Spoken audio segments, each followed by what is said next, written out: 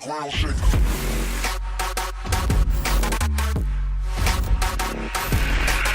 Hello YouTube! Have you ever seen so small amplifier that can produce over 3000 watts? I mean, it's the size of my digital multimeter, almost half of my digital multimeter. Well, let's find out what's inside and what actually is inside the amplifier. If you wanna see amp cuts, we got it. Now, inside the box, I don't have everything that came with the box because I've been testing this for a while now and I have accidentally lost some of the stuff. So, I just have the amplifier inside here. Whoopsie. First of all, the size.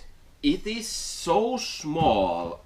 It is, well, 3000 watt amplifier, and I was able to clamp 3500 watts out from it up to like 1.4, 1.7 ohms with a 11 volts. I think I remember it right. 11 volts over 1 ohm, and it produced over 3,500 watts clamped power. But hey, that's a lot.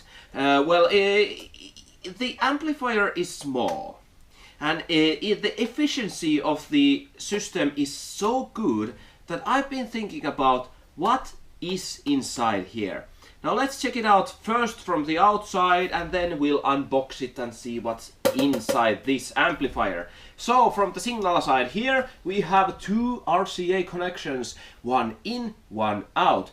Do not connect both to your head unit, just use a Y splitter to connect into input, or if you want to link these, use the output to link more amplifiers. Now this has a crossovers, a high pass filter and a low pass filter. High pass filter is a subsonic filter. You can put it up to 80 Hz, from 5 Hz to 80 Hz. So this basically cancels out the subsonic. Under 5 Hz is so low that you probably cannot even get those musics from MP3 player, MP3 format that has a 5 Hz tone. Well, a low pass filter comes from 80 Hz to 25 kHz. So that range is huge. You can use this as a mid-range speaker driver. You can play up to 3000 watts from this for your front end, up to 25,000 Hz. That's like tweeter range over that.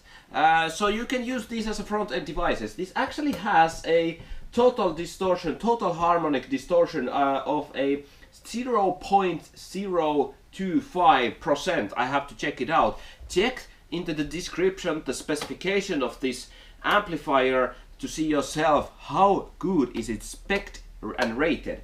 Now the output power, it's rated at 12.6 volts. Not a 14.4, not 14, 12.6. So it's real-time wattage.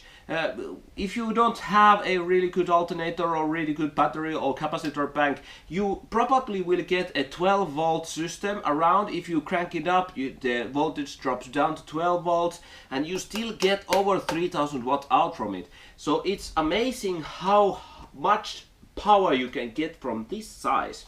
Now to continue here, we have of course gain. It's a min-max gain. I think it was 0.5 volts, so that's 500 millivolts up to 6 volts.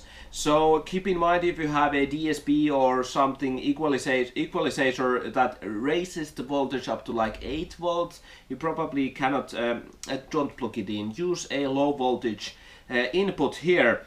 And then the bass boost. Now bass boost I don't recommend on anybody of using, but if you want to, let's say you do dB drag burps and that kind of stuff, you can actually put a plus 12 dBs on a 70 Hz tone. So this is up to 70 Hz. I think the highest in dB drag racing is like 68 Hz.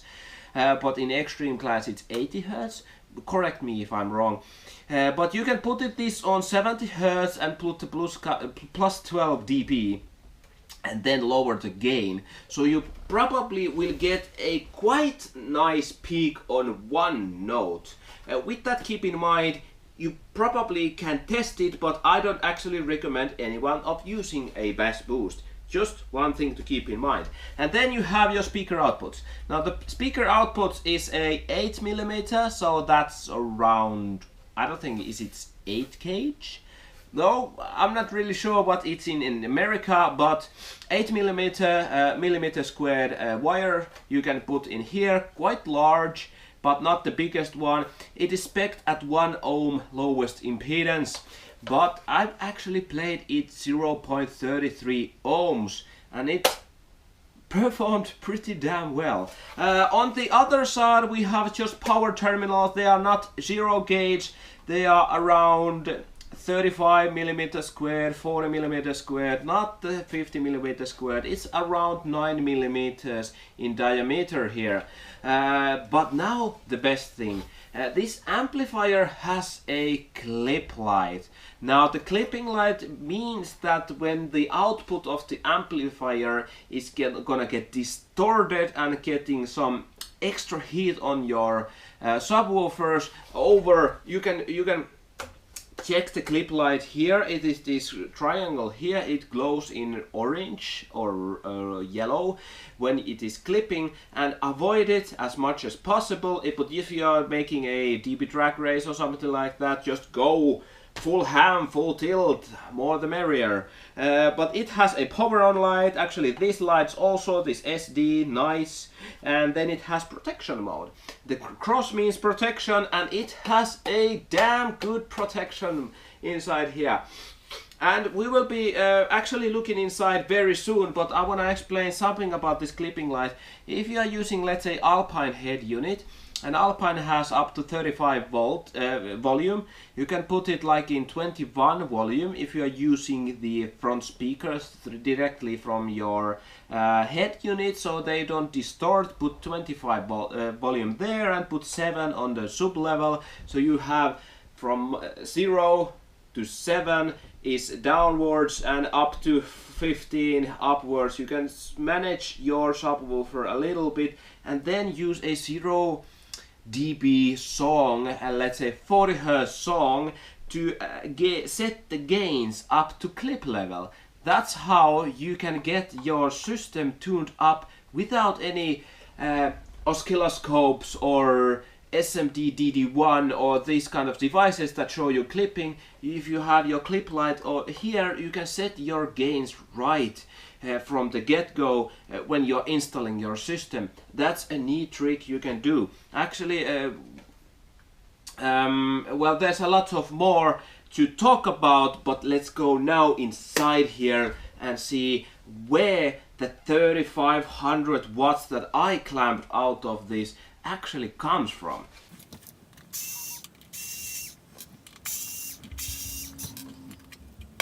Well, here's the amplifier. As we can see here, there is not much. If you are familiar with a Korean or Chinese amplifiers, the normal D class amplifiers, it looks quite a bit different. Now, something to keep in mind, take everything I say now with a grain of salt, because I'm not a professional, I'm just a hobbyist, and I want to learn more about this, but I don't actually know more about this. So if you have any better information that I have, please put it in the comment section, but let's just find out what's inside here. One thing I noticed first, that it has two big transformers here. Now, transformers are usually used in 230 volt systems.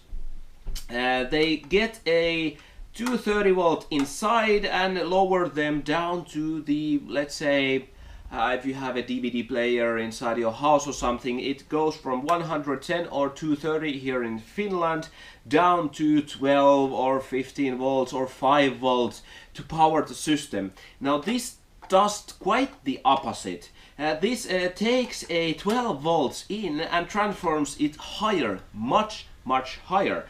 We can see here, this is the power side, and we have 25 volt capacitors, Actually, the specs did say that it will work between 9 to 18 volts. So if you have 18 volt system, actually don't take that. I'm not sure that if this amplifier will handle the 18 volts, but the big one, the SD3000 watts that is there, I'm gonna make a different video about it. It can handle up to 18 volts. If you are charging a 18 volt system, it will go over 20 volts. So this has 25 volt capacitors. Do not go over it. They will probably explode them then. But revisado Jennifer. This is checked by Jennifer. Hi.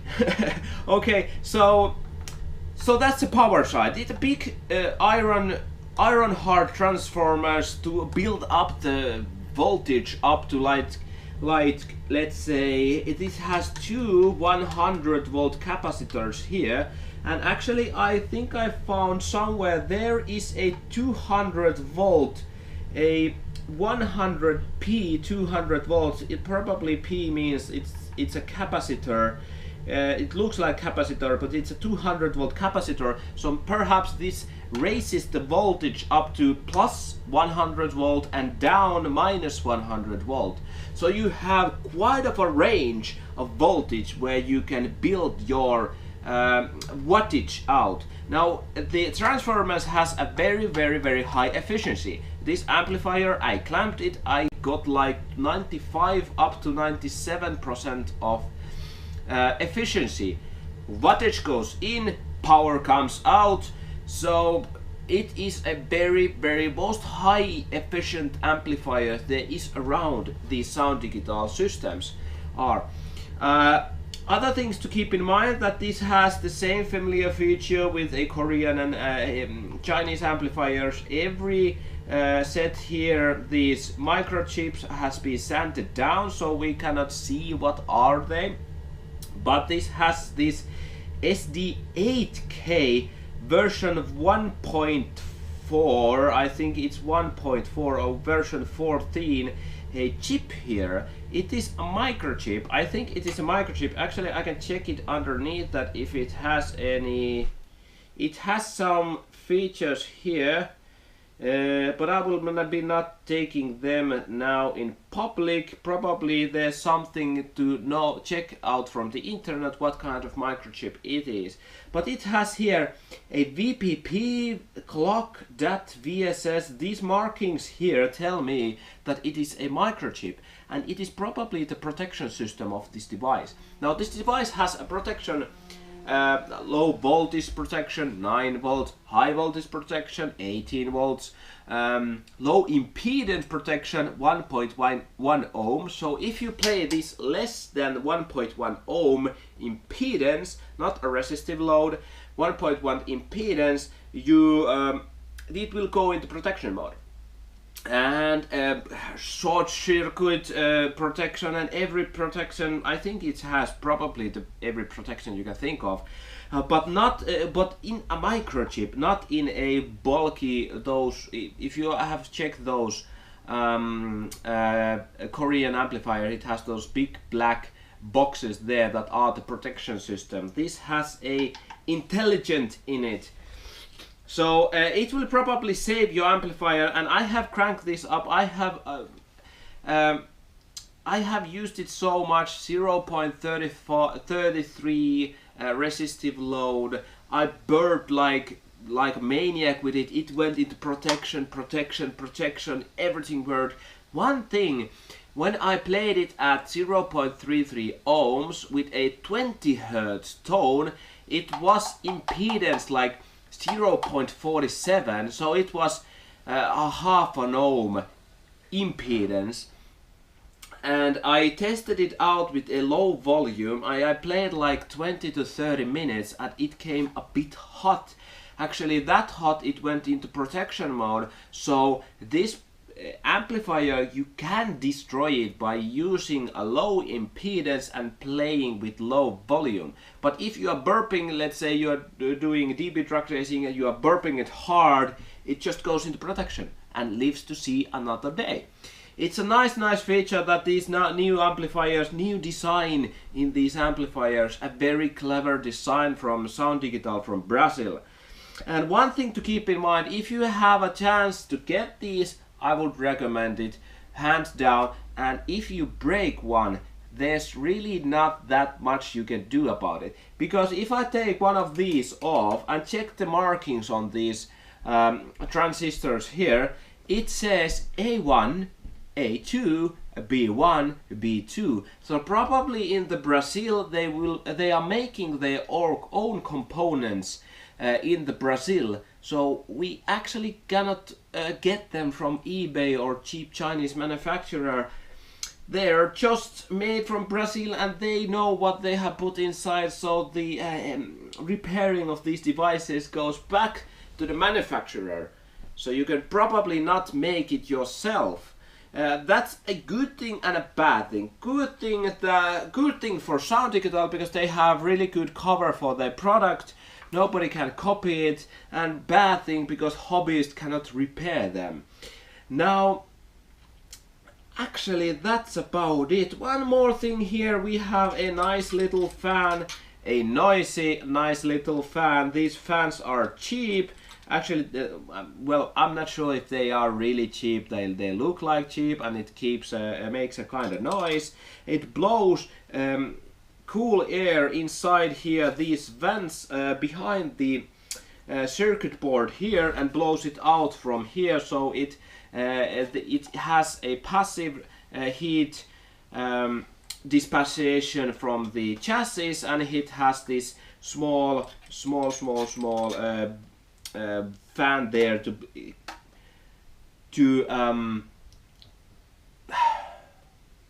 cool down device. Sorry, I began to stutter here and I have making a lot of videos here, but this was Soundigital 3000.1D EVO Mark II series, the newest EVO series. Actually operating voltage 9 to 16 volts says on the manual there. It is a very nice amplifier, probably the best 3000 amplifier you can get. Total harmonic distortion less than 0.025, and just it eats amperage and shits out wattage. You probably cannot get a better amplifier nowadays than this. Tell me, what is better amplifier? Bigger, smaller, better efficiency, better sound quality? I cannot think of any. Soundigital is the #1 brand now. I think it is. I have tested some of these devices and I will be getting more of these amplifiers, not the 3000 one. I want to test 5 and 8000 one to see if they are living up to the standards of nowadays. Really good amplifier. I just want to say, really good amplifier. Thanks for watching. See you on the next video. Leave a comment. We are out. Bye bye.